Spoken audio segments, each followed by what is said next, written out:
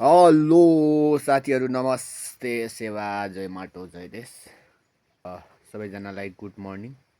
तपाईँहरूकोतिर कसरी चुनाव प्रचार प्रसार गर्दै हुनुहुन्छ कमेन्ट गर्नु होला गाइजहरू होइन। हाम्रोतिर चाहिँ प्रचार प्रसारै भनेर चाहिँ लागि परेको चाहिँ छैन।